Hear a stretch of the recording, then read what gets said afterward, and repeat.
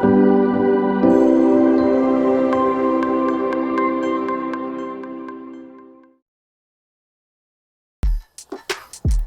good morning everybody. We are back at the rather beautiful Ruffs Lake, and this time around we are here to fish. Or should I say, I am here to fish. Got to chuck a couple of bits in the car and then we're ready to go. Now, it's been a long old journey this. If you followed this series, you will know just how much effort has gone into getting this place to the stage that you will see it at today.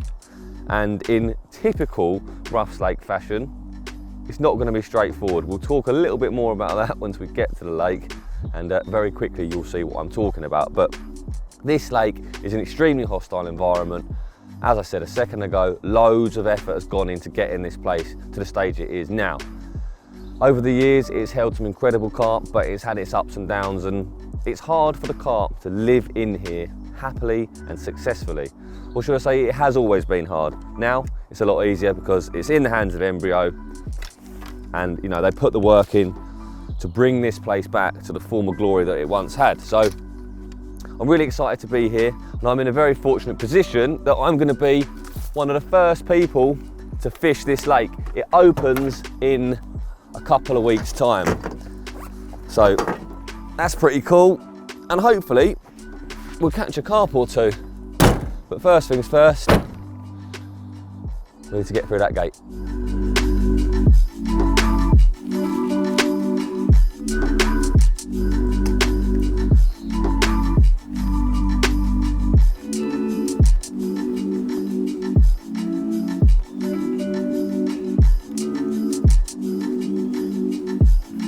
Right, this is a swim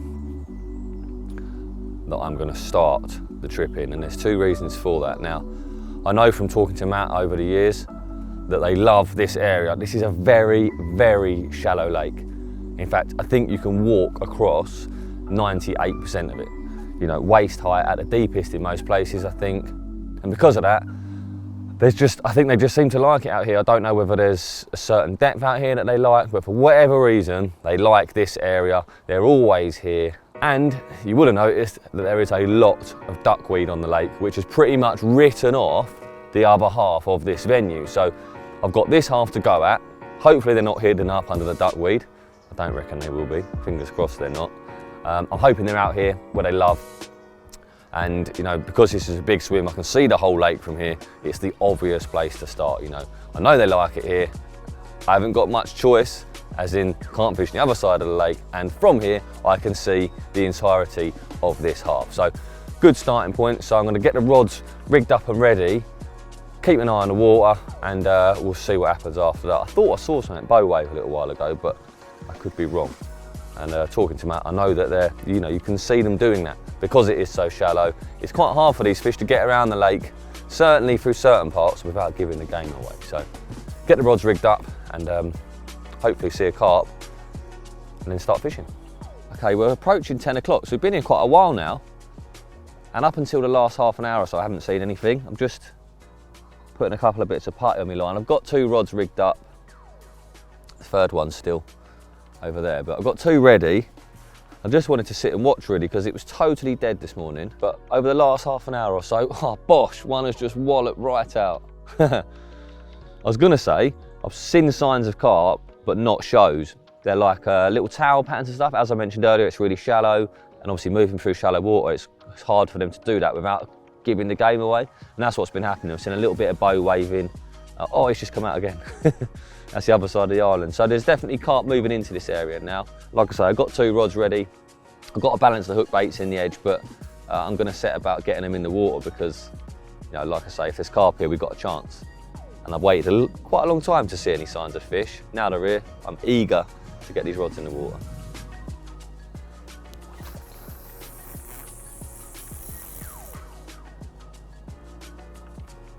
Perfect.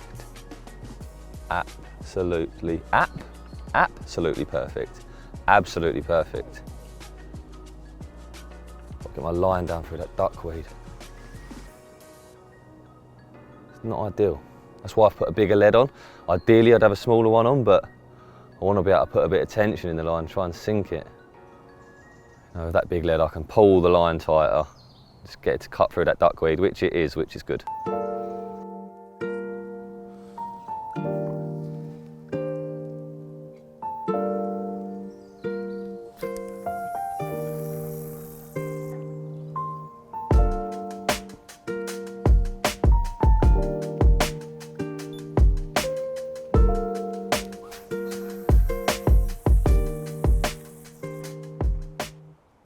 I'm going to put a few baits out with a stick.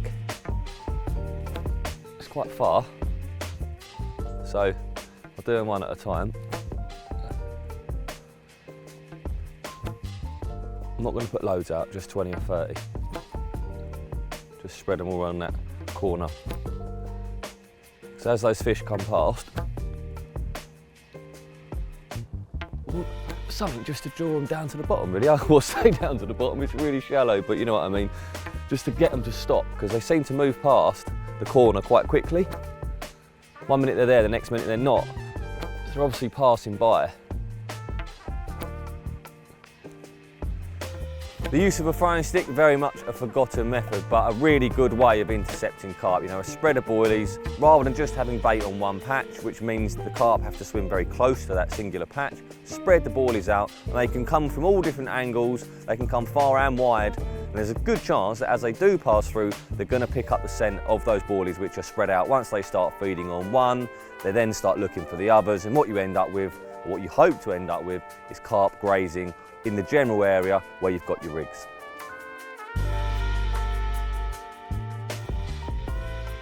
Right, well the sun is finally coming out, which is good. It's been really grey, pretty windy, and it's made watching the surface of the water quite hard. Haven't seen anything in the way of shows, but those cruisers, you know, those little ripplings of the water and stuff, are great giveaway signs of where the carp are. I don't think they're here. It certainly doesn't feel like they're here. It doesn't look like they're here either. So we're going to pack the gear down and get on our toes. They must be over there somewhere, you know. The fish I've seen come through here, they seem to have come through here. They don't really seem to have come back. There was like an hour period where we saw a bit. Since then, it's been very quiet. The rods have been out 2 hours. It's midday now. Rods went out about 10ish. So, you know, 2 hours of pretty much seeing nothing. Time to have a look elsewhere. And with that sun coming out, it's going to make seeing them a little bit easier, because you can see the bottom over large parts of the lake. And that's something on my side, you know, in comparison to the ripple, which is not on our side, but we'll find them. We've just got to go looking.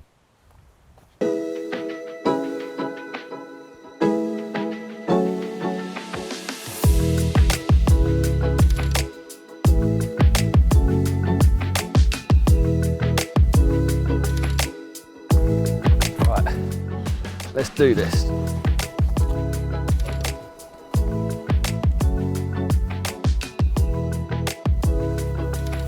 Okay, we've reached our destination. I'm gonna have a go around the back of this island. It's not too far from where I was before, but I've been able to see all of that water that's sort of over there. There's no carp there. This is the next bit of water that I can't see, so I'm just gonna work my way around the lake.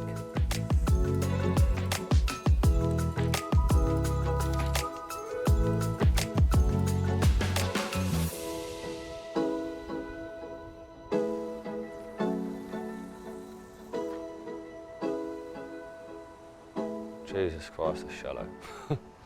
The naked chod is a rig I've used loads over the years, and when it comes to just rocking up in a swim, chucking your rods out, showing fish, for me, it doesn't get much better. I do love a hinge, and I've caught a lot of carp using hinges over the years, but there's something about the chod rig, and in particular, the naked chod.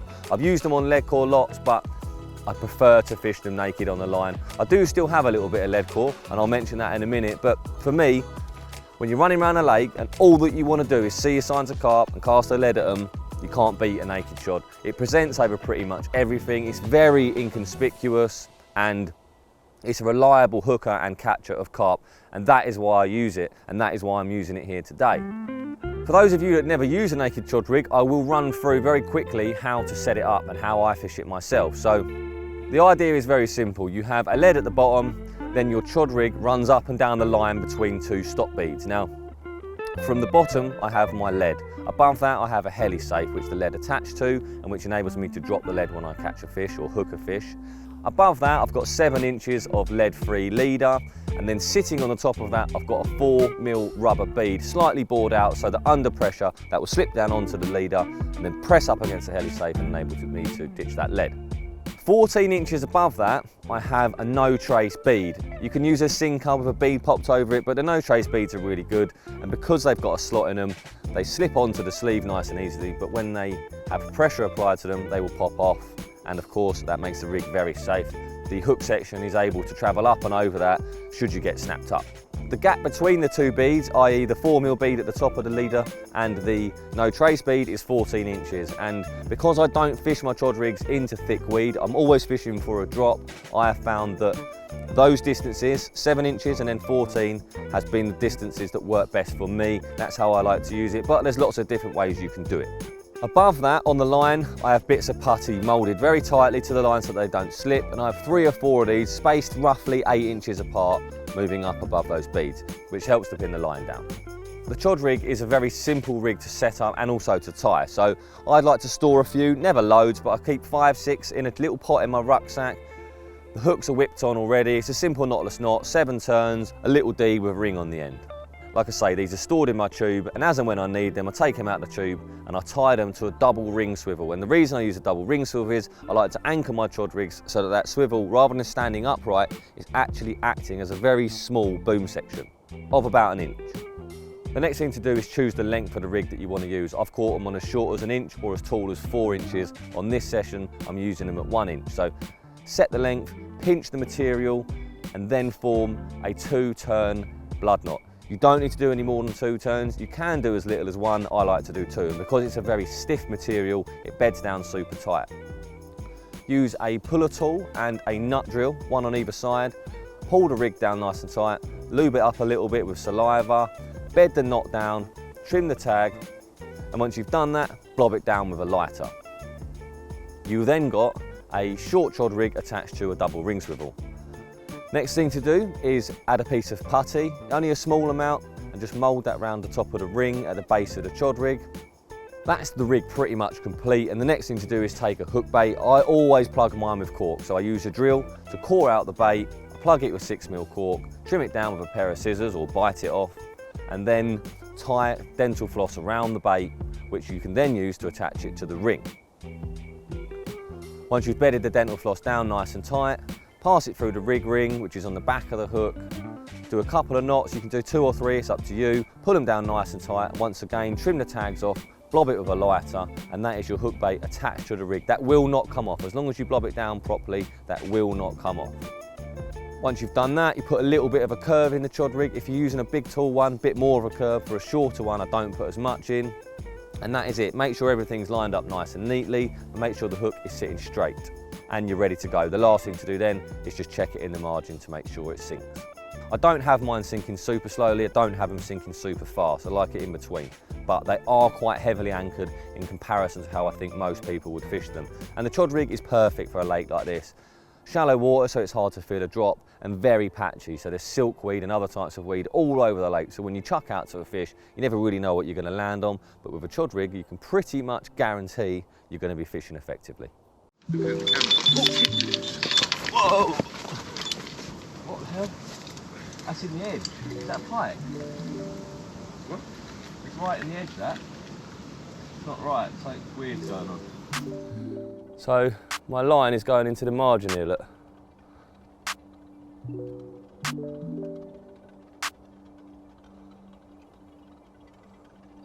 I don't really know what's going on.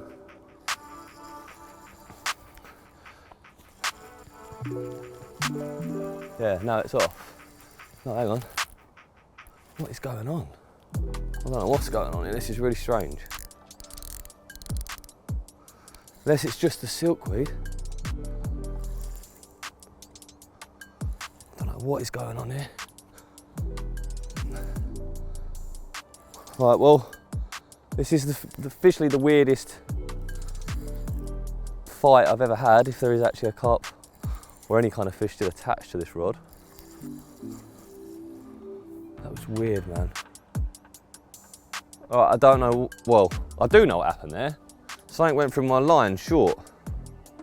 straight away I could see a big swirl and that down here, and obviously I'm not fishing now, I was fishing out in the lake. It was taking line there and going over there, but then it just felt like it just pinged off, and then all of a sudden I picked up the slack that would take me back this way, you know, so the line just sort of picked up, made its way back round to where the rig was originally, so I can only assume a fish has come through the edge and got caught in my line, and properly caught in my line as well. Weird. I don't know how a fish would be that attached to my line, because it motored all up the bank. It's almost like if this lake was fish, you'd think it was a trailer, but that was well strange. It's just a big ball of silkweed down there.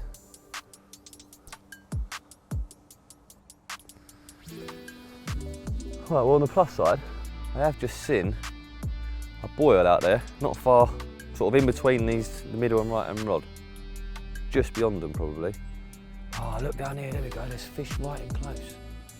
Just past that leaf, I've just seen another couple of swirls. Right, let's get this rod fixed and back out there. Right, well, I don't know how easily you can see that hook. I'm hoping you can see how razor sharp that still is, but if that had been a fish anywhere near that hook, that'd be blunt, and it's not. So as I expected, it was a fish. What kind of fish? I don't know. I think there's only carp in here, so it must have been a carp. Very strange, but we'll get the rod back out and hopefully catch one this time.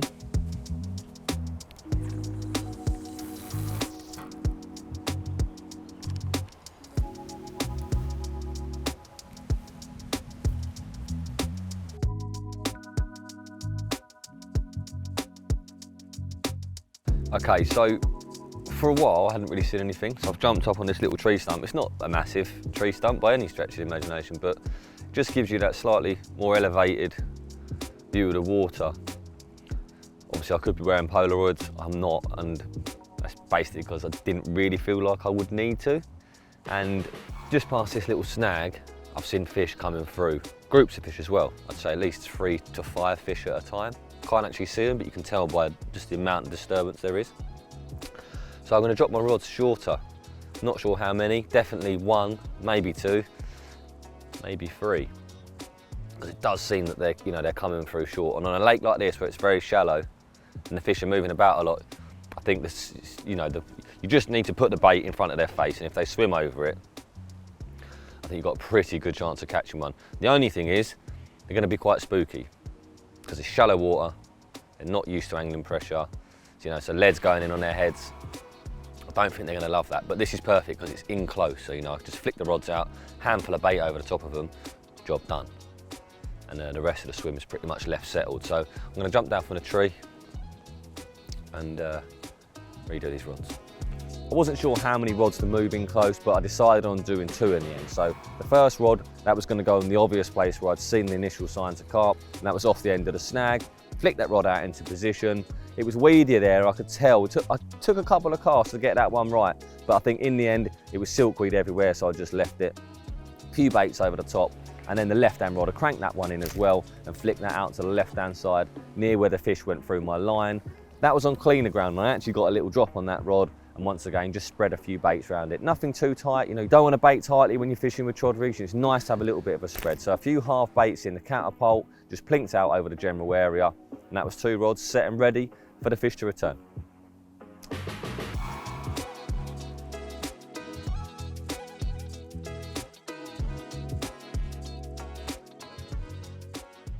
Okay, I'm going to stay in this swim.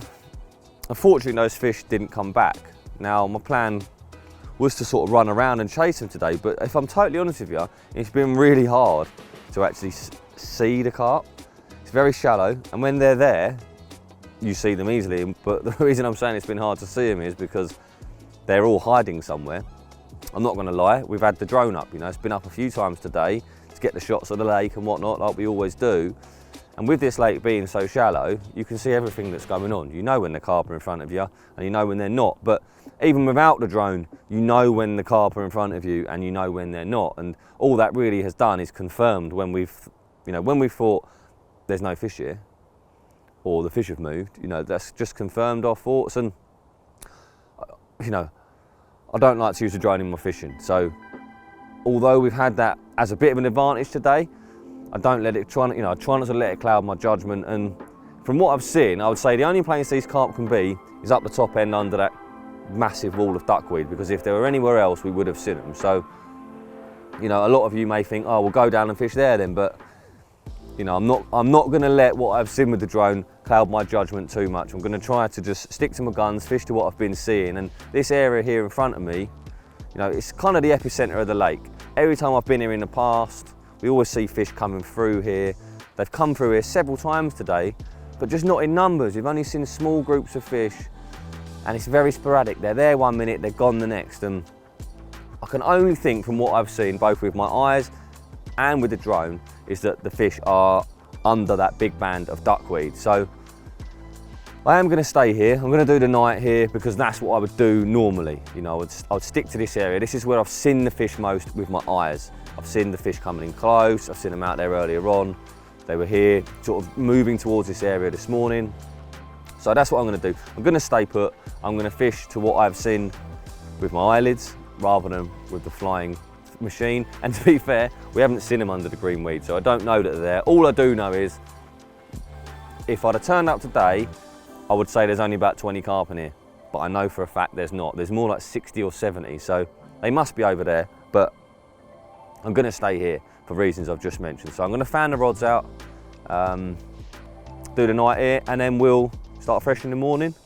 Never know, might catch 6 tonight, but as it stands, I'm going to stay in this swim and just crack on.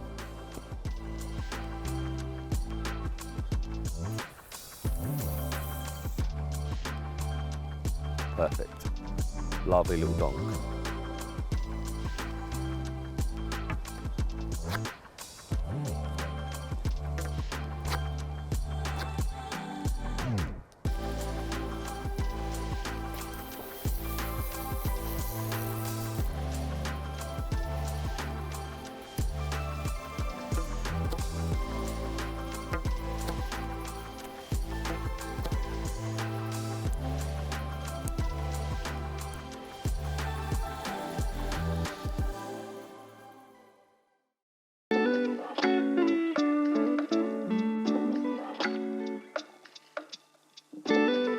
It was really windy throughout the night, and I woke up this morning having been rained on to what can only be described as a football pitch in front of me, because the wind had turned during the night and the duckweed that was bulked up the car park end of the lake had drifted up on the wind, and in front of me was a thick green carpet of duckweed. And because of that, I didn't really know what to do. I didn't want to reel the rods in straight away because I didn't know if I'd be able to get them back out. I didn't know where the fish were. I hadn't seen anything still at that point. And from what we saw the day before, it felt like maybe the fish were actually hiding underneath the duckweed. And I thought, well, the rods are out. Maybe they're going to hide under the duckweed again, where my rods are in position. So we gave it a couple of hours, and then the drone went back up again like we do every day. And we did see a few fish, not loads, just a couple sort of around the island where I was fishing. Because of that, stayed put for a little while, sat put, hadn't seen anything else anywhere. I haven't seen anything show the whole time I've been here. There's a lot of duckweed, which makes it hard to see in areas, and it's been quite ripply as well, which has also made seeing them quite hard. But we've watched and we haven't really seen anything. And then a little while ago I decided just to redo the rods, just see if I could reposition them, because the weed had built up heavily on my lines. It put a big bow in them, and I just wasn't too happy. So cranked the rods in and re-chucked them. I put the first rod out about 3 or 4 rod lengths off the end of the island. The middle rod, that went back out to where it was last night, so a rod length or so off the end of the island. And then my right hand rod, that one went back out to where it was last night, straight out in front. Nice clean area out there. Only problem was at this point, we still haven't seen any carp really, just those couple on the drone up the other end. Sat put, basically thinking that we'll have to sit here until we see something. You know, that's all you can do. Until you see anything, you've got nothing to go on. So we've waited and we've waited, and in the end Rich has come round, and where I started off yesterday morning, where I said that the fish apparently always spend loads of time, well, we haven't seen anything really this session. Sure enough, the fish are there now. He's come round, he's like, there's fish over there in the oak, and sure enough, there is. So I'm going to crank the rods in now, go around there and see if we can catch one. And if I'm completely honest, I'm feeling a little bit shit at the minute, because we've got the whole drone influence, you know, we're flying that thing around. We use it all the time to get the shots of the lake, but on here, because it's so shallow, you sort of can't really help but be influenced by it. That's one thing, you know, I've got a drone, but I don't ever use it for my fishing, and it really does feel a bit shit doing it in a way, because we are technically, you know, it is impacting what we're doing, even though we've tried to stop it from doing so. And on the other hand, you know, Rich has now come round and he's like, oh, there's fish over there in that corner, which I'm going to go and fish for. Do you know what I mean? It's like, it all feels a little bit meh. But we're here to catch a carp. That is what's happened on this trip. You know, if someone comes around and says there's fish in an area over there, we've looked over there time and time again. We haven't seen them. We've looked with our eyes, we've looked with a drone, has not been fish there. But now there is. We're here to catch a carp from this lake. I would like to catch one, so what are you going to do? I might as well go and catch one, or at least try.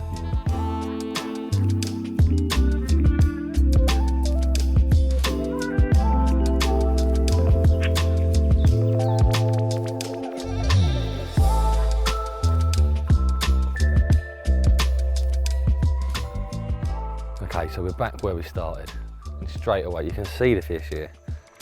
It's funny, the wind's dropped off now, the sun has come out, and there's just evidently carp here.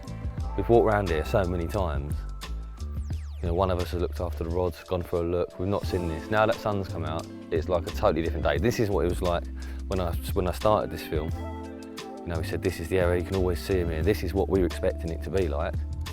Thankfully, now it is, so there's carp everywhere. You can just see them cruising around. They've clearly come here, enjoying the sun.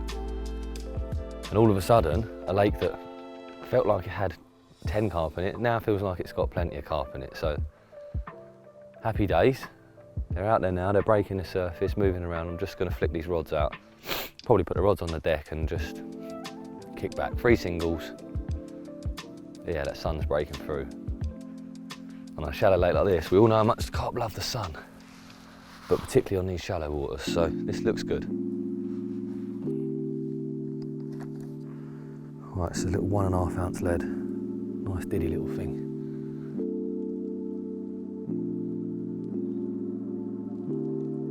I actually can't see to cast, so I'm going to get my other rods ready. It's really sunny, I can't actually see. I've lost my Polaroids, don't ask. Don't know where they are. I had them on the other day when I was fishing. Probably in my house somewhere, or I've worn them all the way home.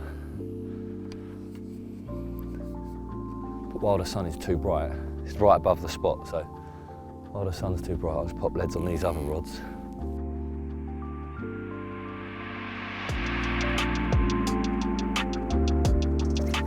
Can't see the lead. Sweet. Right, you might notice that I've got a very wet cap on. I borrowed Bridger's hat so I could get that rod out. The sun is literally straight in my face. It's perfect though, it's right where I wanted it.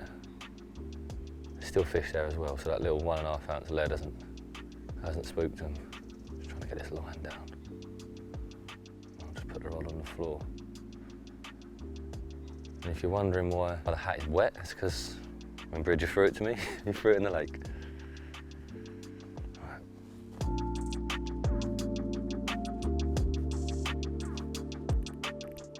It's been really hot.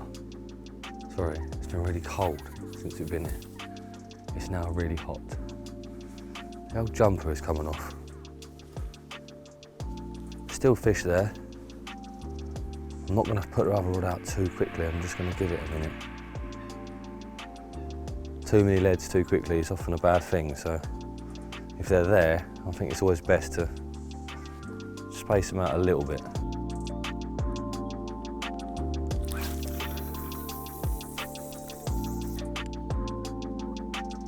Got a drop on that at all.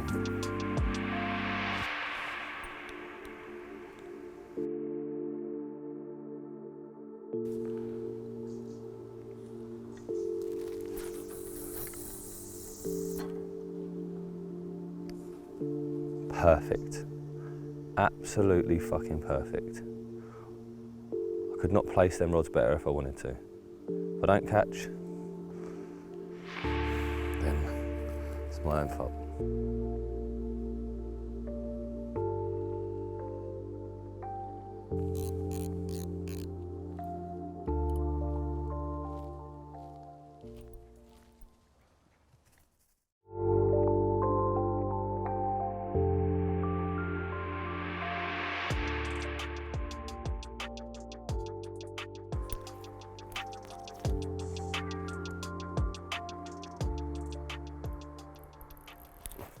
Oh, bridge up. Oh shit, it's stuck. Well, there we go. That is the one I literally cast 30 seconds ago. The one I said I couldn't place better with my hand. I've wanted to put that rod out there. I've been umming and ahhing, but I didn't want to spook them. I already had a rod in position, but I kept seeing them boiling up just a little bit further out. Let's just wipe my other rod out, I think. Hold that line tight. It doesn't feel like a big fish at all. But I'll be honest, I don't really care. It's nice to just hook one. He's out there on the top going a little bit mad. Well, I say on the top, they're always on the top in here. Oh, he's bedding himself down in a bit of, oh my God. We've got a tree branch. Oh, for God's sake. We've got a branch, we've got some Canadian, no doubt some silkweed, and eventually there's a carp.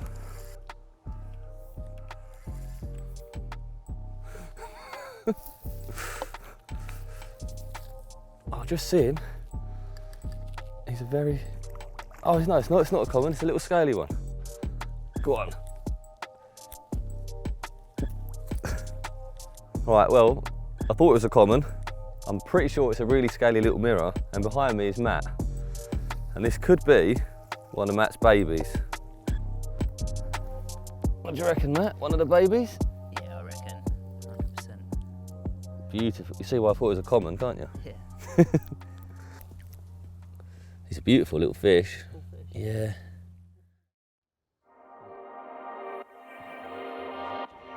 So the bead comes down, lead comes off, that's the rig.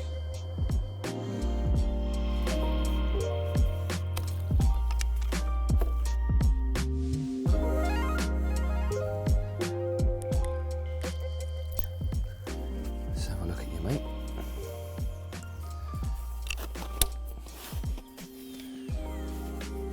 Hey, lovely little carp.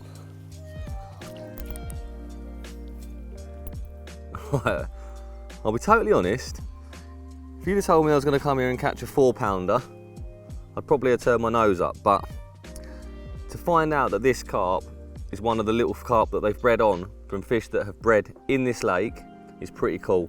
First time I heard of this place, my friend Jack was fishing here right back when Embryo first got the lake, and he caught some incredible fully scales. Those have sadly passed away, but this little guy is the next generation, and this series is all about the regeneration and the future of this lake.